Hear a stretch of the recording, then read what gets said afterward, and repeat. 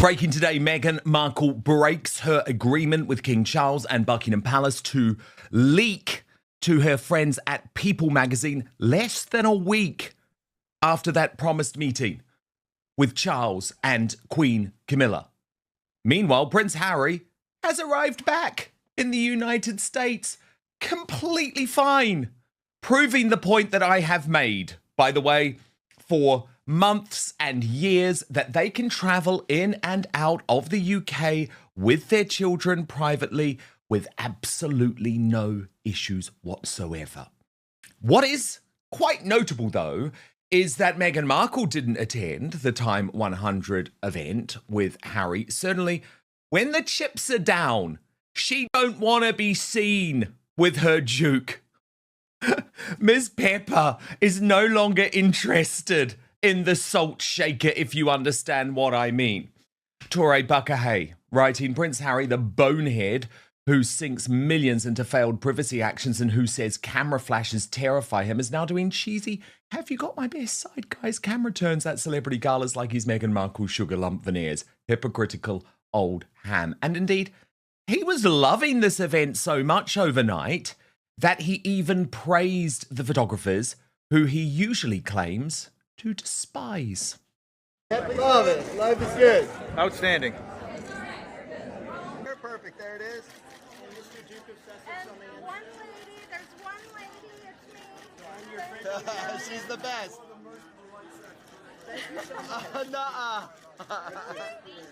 In case you missed that, just listen again from this different angle. And Mr. Duke of Sussex on the end, One sir. lady, there's one lady, it's me. And your friend on the end, sir. The best. Thank you so much. Thank you. Thank you. Oh, our affable Duke even pretended to be an England football fan. Is she going to take part? Hello. Are you sad about England losing? Of course. Is she going to take part? Hello. Are you sad about England losing? Of course. Is she going to take part? Hello. Are you sad about England losing? Of course. He doesn't care, by the way. He thinks England football fans like me are bonehead racists. But as you saw from that People magazine cover, they couldn't hold their silence. What they had told King Charles was a lie, because look at that. Harry's royal reunion at last. His family visit Charles as new drama unfolds inside Prince Harry's turbulent UK visit, from a public palace dispute to a crushing court loss to a long-awaited reunion with King Charles alongside Meghan, Archie and Lily. But why this matters, of course, is that we know that Prince Harry has in the past directly emailed People magazine. We know that People magazine effectively operates as like the house journal for the Sussexes. And we know that Meghan Markle wanted it to be known to the world that the choreography of this meeting was nothing to do with her. Look at the headline. Meghan Markle always lets Prince Harry lead when it comes to the royal family. There's a lot of sadness over how the week unfolded and that she wasn't able to be by his side throughout the visit. A source tells People. Well, again, you know it matters to me that I'm open about where these sources come from, and certainly in the case of People magazine, it is either directly from Meghan Markle and Prince Harry, directly from one of their friends, or directly from their communications team, at the moment the hapless Liam Maguire. And I think the reporting directly contravenes what Prince Harry and Meghan Markle had agreed with the palace, which was that there was to be no briefing around this visit to try and shape the narrative in favour of one party. But she can't help herself, can she? So this is the cover report where People says the Duchess planned to be by her husband's side for several outings. However, there was an about face when security concerns prevented her and their two children from a full visit to Harry's home country. Now, again, this is totally intellectually dishonest reporting from People magazine. There's been no about face. Nothing has changed. Like, they got the security that has already been agreed. So no about face, just to correct that. Anyway, it goes on. Although she returned to England for the first time since 2022 for a private reunion with King Charles, Meghan didn't make any public appearances during the trip. A source who knows the couple, oh, I wonder who, tells People in this week's exclusive cover story that she would have felt humiliated, oh, poor Meghan, humiliated watching the public back and forth unfold. Another source tells people Meghan is very supportive of Harry, adding there's a lot of sadness over how the week unfolded and that she wasn't able to be by his side. However, another insider adds when it comes to Harry's dealings with his family, she always lets him lead. Behind the scenes, the drama surrounding the visit was quite stressful, says a source close to the Duke and Duchess of Sussex, so we're meant to feel sorry for them here. Eventually, it was decided that Prince Harry would return to the UK solo for the week of charity events, with Meghan and the children returning to England later in the week for the reunion. For those close to Harry, the public wrangling was as frustrating as it was familiar. This is not the first time. It has not been plain sailing with correspondence or trying to make things work, tells a well-placed source. It all comes back to security. If that was resolved, there would be so much more certainty every time he comes or they come. Can I just give Harry and Meghan a newsflash? It's been resolved a long time ago. There is nothing to resolve. You're not getting it unless there's a specific threat. So you're the ones creating this constant drama. And you know that. It's just People magazine lying. One of the clearest reminders of Meghan's absence came at the one-year countdown to the 2027 Birmingham Invictus Games on July 10, where she had originally been expected to appear alongside Harry. Invictus is Harry on his A game. It was look at what you're missing, adds Simon Vigo, author of the upcoming Four Wives of Windsor. It's a crying shame. Meghan and Harry could have been absolutely transformative for the royal family. So what you're getting here, and I'm just pointing it out to you, is just full-on pro-Sussex propaganda, because actually Meghan could have been there. She planned to be there. My belief is the reason she didn't attend is because she didn't want to be pictured with Prince Harry on the week that he had had the most significant courtroom loss in modern history. He is a loser. She didn't want to associate with him this week because, again, nothing in the security has changed. People went on. Prince Harry and Meghan's police protection in the UK was stripped after they stepped back from their royal roles and relocated to her home state of California in 2020. The Duke of Sussex has long sought to have it reinstated.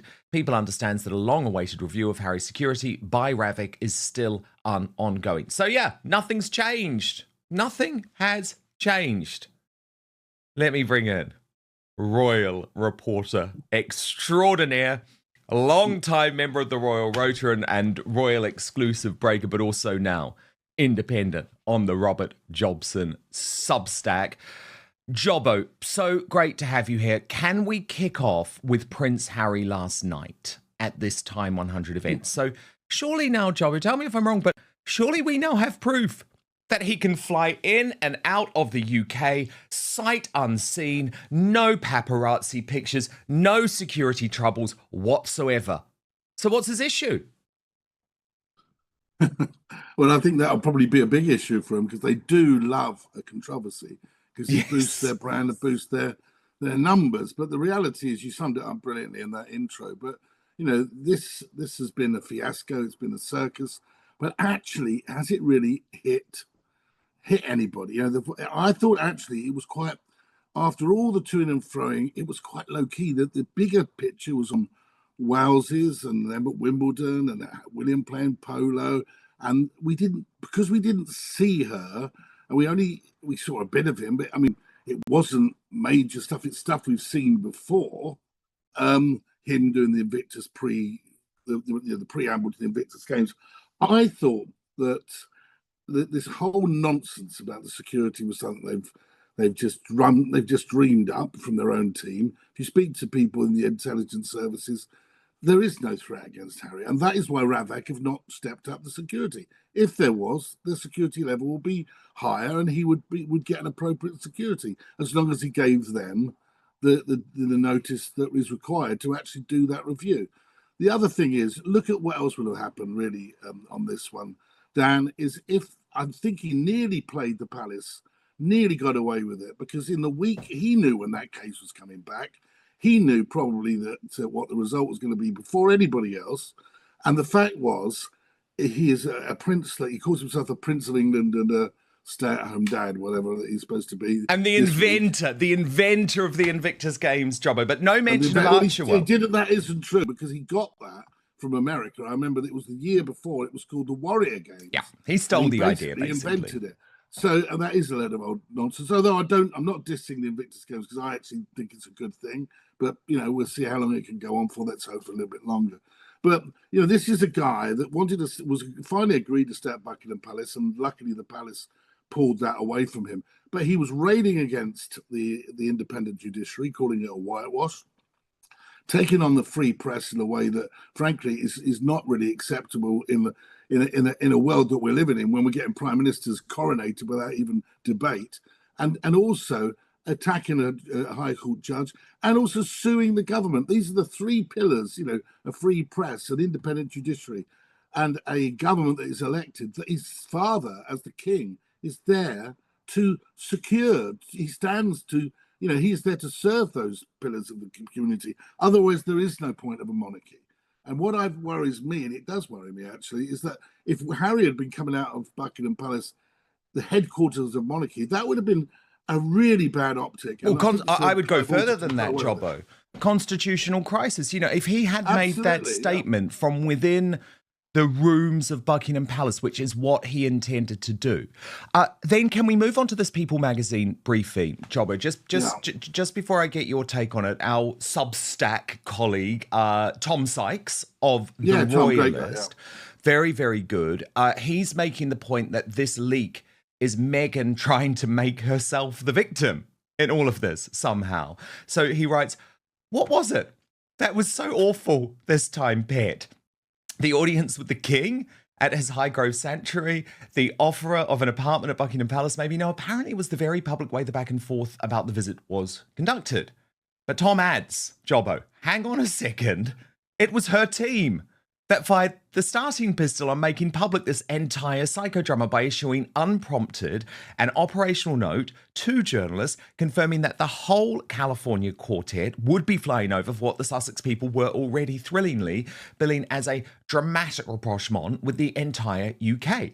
Harry knew the status quo of the last 6 years was in place and that Ravik had not magically upgraded his protection, but he went ahead and made arrangements that he then cancelled in public. So Sykes argues the only people responsible for this playing out in public were Harry and Meghan. The palace said nothing. They sat patient as a hall porter waiting for the couple to make up their minds about a hospitality offer that had been sitting on the table for months. It was Harry's people, his people, Tom just emphasises that point, and I think it's a point worth emphasising, who put the trip in the papers. His people who confirmed the children. His people who then days later put out a second announcement saying he was now reconsidering whether to bring Meghan and the children at all because of a security row that per the first announcement they had already accepted and were quite comfortable working around. So, Jobbo, given that context from Tom Sykes, which I think was brilliantly explained, actually, how on earth can Meghan Markle then leak to People magazine, contravening the agreement that they had made with Buckingham Palace, that she is somehow the victim in all of this? She always plays the victim, and they were always going to leak it. It was a matter of time. Even I thought it was quite quick how they've leaked. They can't help themselves. Detail. There'll be more detail that comes out about this, and it will all be positive about the Sussexes. I mean, the reality is that's what they're going to do. They're going to leak, and it's inevitable. I mean, it is inevitable. But with the whole business of this circus that came into town, effectively they were holding a gun to the king's head. There's nothing these children have done wrong, Archie and Lilibet, and I'm sure, like me, feel they're totally innocent. But they are being used in a way that is pretty despicable, because what's the king supposed to be? What's the king supposed to do? He's told his grandchildren are coming to England, and that his son and daughter-in-law would like him to meet them and to have some sort of interaction with them for the first time in 4 years, for the first time in their memory, really. Of course he's going to say yes. He's a kind man, really, the king. He's not going to not want to see his grandchildren. Okay, is he a weak man, though, Jobbo, too? Yeah, but, it's difficult, isn't it? You're living with cancer. You've got a certain amount of finite time in your life. I mean, he's seeing all sorts of people behind the scenes. Michael Fawcett, who was got rid of as well. A lot of people being seen in this period, because of course a man without living with that, he doesn't know how long he's got, and so he's not going to turn that down. And that may be seen as weakness, but it certainly wouldn't have happened on the Queen's watch, the late Queen's watch. And I don't think it would happen if it was Prince William, no matter what the situation was going on. But this is a father and a father-grandfather situation. I slightly get that. But it was quite clear that they were going to be played here. And I'm just glad that they didn't get to stay at Buckingham Palace. headquarters of the monarchy, which I think would have been the worst optic ever. And I think that Sir Clive Alderson got away with one there by withdrawing that offer just in the nick of time. And if Harry accepted straight away, my goodness, would that have been a terrible, terrible look for the monarchy? Totally, it would have been. That was a fast save. Personally, Jobbo, people might think it's harsh. I don't think they should have been offered accommodation within any royal residence. I don't think they deserve it. I think that was really probably just down to the children's situation and the security around the children's situation who was going on about that. But didn't she fly in from Portugal? Yeah, and it's still not good enough anyway. And by the way, security, it's nonsense. And is Birmingham less safe than London? And the whole thing about the security, I mean, a number of people on intelligence services say there are no threats. And of course, really Colombia and Nigeria are much more dangerous. Can I just say? Well, and Ukraine. Ukraine, yeah. Come on, I think we've had enough of this sort of boy child, this man child. His performance on that podcast talking about his grooming was really, you might forgive him. People shitting themselves on a highway. It's the worst thing I've ever seen, Jobbo.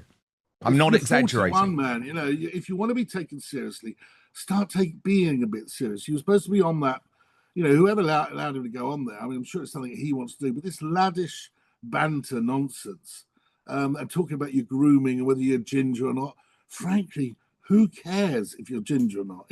Nobody, Harry, nobody. Yeah, I found the whole thing repulsive, actually.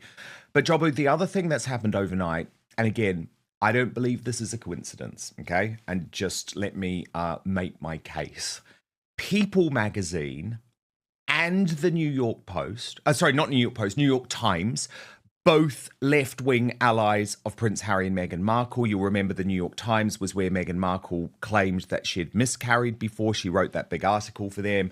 They revealed the Netflix news to the New York Times. So both the New York Times and People magazine running on the same day, Jobbo, pieces sort of trying to blame Prince William for this ongoing Cold War between the brothers. And again, I don't think it's a coincidence. Let me just take you through what the reporting is. People magazine writing, Prince William and Prince Harry still have no contact.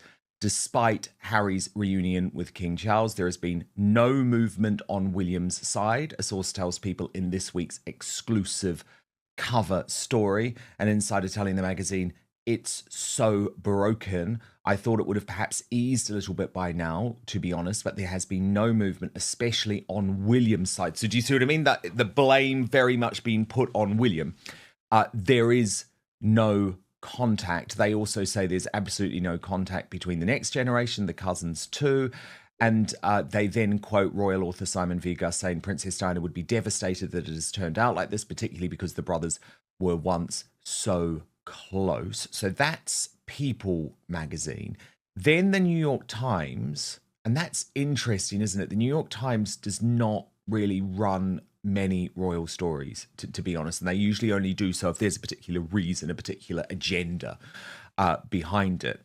And they write, missing from Prince Harry's trip to Britain, a reunion with Prince William. Harry is clearly repairing his relationship with King Charles III, but the rift with his brother remains unresolved. Now, Jobbo, they officially say that spokespeople for Prince Harry declined to comment. And they said Kensington Palace, which represents Prince William, did not respond to requests for comment. Now, again, I just want to explain to people that line, Jobbo, because to me that line is a little bit different. We obviously know full well how newspapers operate, how PRs operate, how the briefing game works. Now, Prince William did not respond to requests for comment. That means they just ignored this, right? Nothing. They didn't pick up the phone to the New York Times. They didn't reply to the email. Prince Harry declined to comment. My reading of that is that was declining to comment on the record, but briefing took place to the New York Times off the record, because you've got to admit it feels highly coincidental that People magazine and the New York Times would both come out with these articles on the same day, both being pro Prince Harry and Meghan publications. Well, the New York Times is a serious newspaper, whatever your political stance on it. So they've had to go through certain procedures there. Of course, they would have checked, and they have been briefed. There's no doubt about that. I mean, they have been briefed from clearly one side as well. There's no doubt about that. But I mean, I think they're pushing it to say that this relationship with his father is being repaired. I think that yes, he's had a meeting. I think that there's been 2 meetings, solo meetings, isn't there? And there's been one where they got them together. So the optics were there. They basically forced the king's arm. I think it's very significant by saying that they were bringing the kids. Then they did all this sort of nonsense that in between, they're not coming, they are coming. And the king obviously quite rightly got frustrated with that. And then they basically agreed to the king's rules. It's no doubt whatsoever the fact that Camilla, the queen, was there as Charles's Rottweiler, as his guardian, to make sure that he didn't make any promises or do things that I'm sure the conversation stuck to the children, because it's so easy when families have had a rift, if children get involved, they can sit and talk about the children until the cows come home, but you don't get into discussing things that have caused that rift. And I'm sure that never happened. So we're talking about, in the space of 4 or 5 years, 2 visits and 1 with the children. Camilla was really fiercely attacked by Harry in Spare. She really came under a lot of criticism, and the fact that she had the balls to be there and face it off, I think would have slightly surprised Harry. I suspected Harry thought he would probably be getting a visit with just his father, which would have been a different situation. But the fact that she stood alongside the king was important, because this is, in my view, and I'm being rather cynical here, this is all about money in the end. I mean, yes, he wants his children to meet the grandfather, but ultimately the king is a man living with cancer. He has a finite time on this earth, and when King William is King William, there'll be no money coming Harry's way. The only money he's going to get is from a payoff from his father when his father passes, and I'm sure that he's aware of that. I'm sure that he's aware that he wants to make sure his children are looked after as well, and I'm damn sure that Meghan Markle is of that belief as well. So I believe, sadly, that this is a lot to do with money. Yes, it's to do with building bridges, but I do believe ultimately, with time ticking, Harry knows he's got 1 payday left out of the royal family, and that's when his father passes. God, that's just so horrific, but I completely agree with you, because I think, Jobbo, the financial situation is so underestimated at the moment. People don't realise what trouble they're in. And it's not about the fact. That court case, and look at the court case, Dan. I mean, the Mao are going to go back to court to get some of that 30 million, maybe more, back. I mean, who's going to pay that? Elton John has just basically allegedly said, "Oh, I'm not getting involved in paying for Harry's bills." So this is Harry really in a big problem financially, I think. 100%. And you've got the 3 million a year in security costs as well. And see, that to me is why I think he's so obsessed about security, Jobbo, as well. It's not about his safety in the UK. I know this because I know people, Jobbo, who have this RAVIC protection. And once you get it, you have to be protected wherever in the world you are. So what it means is that the UK taxpayer would be effectively funding Harry's security while in California, but also, Jobbo, if he decided to go to Ukraine again, if he goes to Nigeria, if he goes to Colombia. So all of a sudden what would happen is Harry would be able to wipe that $3 million security bill altogether. His private security would go, and the UK taxpayer would be paying his security wherever in the world he is. Because, can I just say, I know people claim that to the contrary, but there is no arrangement. No one has an arrangement. No person protected by RAVIC has an arrangement where they only receive security when they're in the UK. So former prime ministers, for example, let's think about Tony Blair. He spends so much time all across the world, Jobbo, wherever he is, be it the Middle East or Davos, wherever he is, the British taxpayers are funding his security. Well, I mean, we're talking that Harry's 41, his children are very young. We're talking a lot of money over the next 35, 40 years, aren't we? But why should the taxpayer fund it? His father warned him, okay? I remember writing it at the time. Before you broke that story of the split, there was discussions going on. And then the reality is, the one thing that the king, who was then Prince of Wales, told his son was, have you thought about it? Have you given it all the thought? Because security is a big issue. You will not basically not get it definitely if you're out of the royal family. You then broke the story in The Sun, and then Harry just assumed he was going to get it. He assumed he was going to continue because he'd served in in Argentina. Sorry, when he served Afghanistan, in the army in Afghanistan, because he'd been and served with distinction, whatever way you look at it.